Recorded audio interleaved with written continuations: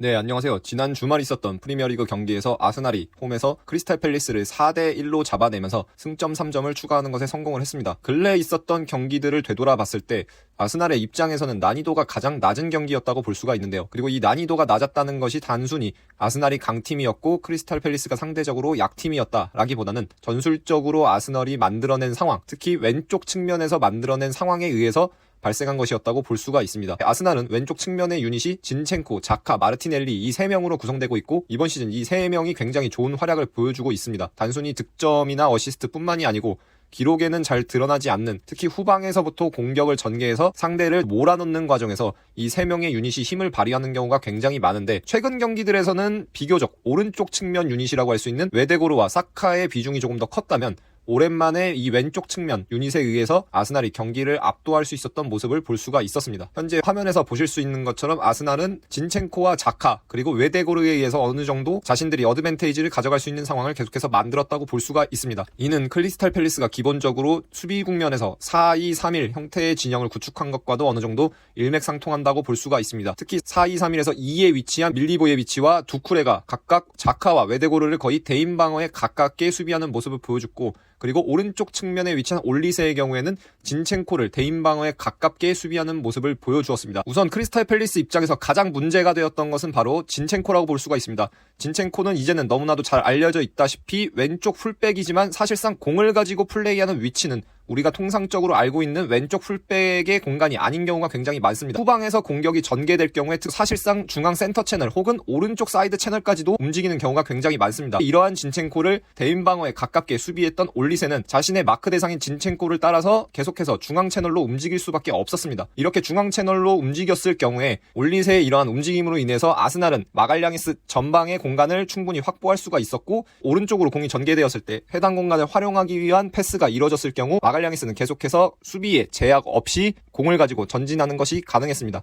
쉽게 이야기하자면 올리세가 마갈량이스와 진첸코에 대해서 계속해서 2대1 상황이 걸린 것이라고 볼 수가 있겠습니다. 기본적으로 올리세가 진첸코를 쫓아야 했지만 진첸코를 쫓아서 이런 식으로 완전히 지역방어의 형태를 버리고 공간을 방치했을 경우에는 해당 공간을 마갈량이스가 자유롭게 활용하는 경우가 굉장히 많았던 것이죠. 그리고 이후 상황에서는 밀리보예비치가 자카를 대인 방어했어야 했는데 이때 자카는 진첸코가 비워놓은 공간으로 내려와서 흔히 우리가 아는 왼쪽 풀백이 위치하는 공간에 위치하는 경우가 굉장히 많았습니다. 이때 밀리보예비치 또한 결국에는 올리세와 마찬가지로 자신이 자카를 대인 방어에 가깝게 마크를 해야 했기 때문에 중앙에 공간을 버려놓고 나올 수밖에 없었습니다. 반대쪽에는 웨데고르가 자신을 대인 방어에 가깝게 마크하는 두쿠레를 끌어들인 상태였고, 그러면서 중앙 9번 공격수였던 트로사는 4-2-3-1에서 벌어진 2, 그러니까 밀리보예비치와 두쿠레가 벌어지면서 발생한 공간을 자유롭게 활용하는 것이 가능했습니다. 결국에는 이러한 상황이 계속해서 반복적으로 벌어지면서 아스날은 후방에서부터 빌드업을 전개하는 상황에서 크게 어려움을 겪지 않고 크리스탈 팰리스를 자신들의 진영에 몰아넣을 수가 있었고, 이를 통해서 경기에 대한 주도권과 흐름을 계속해서 자신들이 가져갈 수가 있었습니다. 지금 보실 수 있는 경기 중 발생했던 상황들을 통해서도 충분히 확인할 수가 있습니다. 공을 가진 진첸코와 가브리엘 마갈량이스에 대해서 올리세가 2대1이 걸려있는 것을 볼 수가 있고, 그리고 그 한 라인 뒤에는 자카가 밀리보예비치를 그리고 웨데고르가 두쿠레를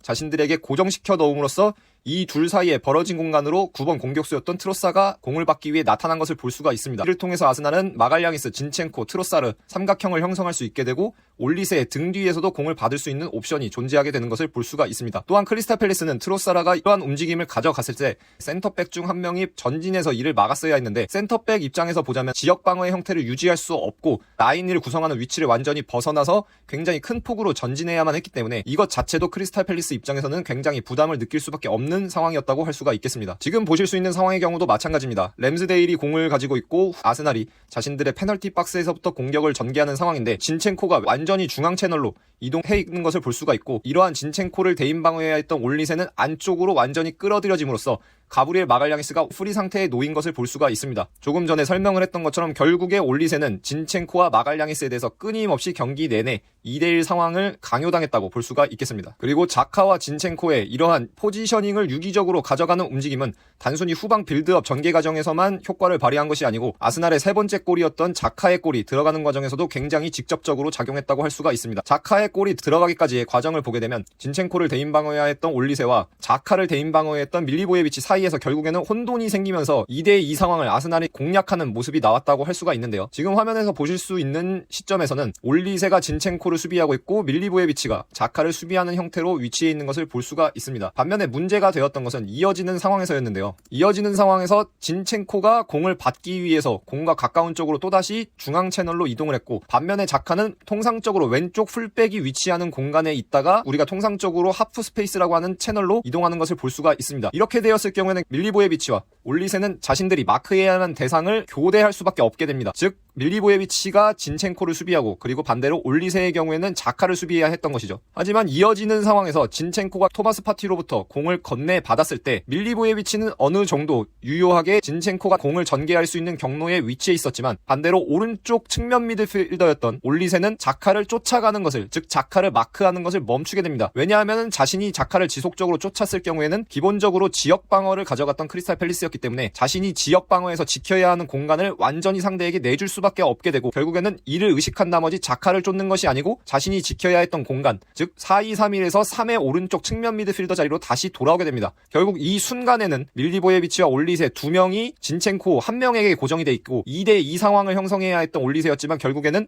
자카를 완전히 풀어주게 됨으로써 자카는 완전히 자유로운 상태에서 진첸코로부터 공을 건네받을 수 있게 됩니다. 지금 보실 수 있는 각도에서 이는 조금 더 분명하게 드러나는데요. 크리스탈 팰리스의 오른쪽 센터백이었던 톰킨스는 트로사르에게 고정이 되어 있는 것을 볼 수가 있고, 오른쪽 풀백의 경우에는 마르티넬리에게 고정이 되어 있는 것을 볼 수가 있습니다. 그리고 진첸코와 자카, 이 둘은 결국 2대2 상황에 놓여 있어야만 했지만 올리세가 자카를 마크하는 행위를 멈추고 공을 가진 진첸코에게 고정이 되었기 때문에 자카는 완전히 자유로운 상태에서 공을 건네받아 이후 상황에서 득점까지 가져갈 수가 있었습니다. 이러한 아스날의 왼쪽 측면에서의 플레이는 단순히 포지션 파괴, 프리롤이라기보다는 철저하게 계획적인 것으로 보아야 합니다. 이미 제가 여러 영상들을 통해서도 언급을 했지만 농구, 풋살, 하키, 핸드볼 등 굉장히 다양한 종목에서는 공간이 상대적으로 축구보다 좁기 때문에 이러한 유닛에 의한 플레이가 예전부터 굉장히 잘 이루어지고 있는데요. 반면에 축구는 최근 들어서 이러한 플레이들이 강조되고 있고, 그리고 미켈 아르테타의 아스날은 결국 이를 대표하는 팀이라고 볼 수가 있겠고요.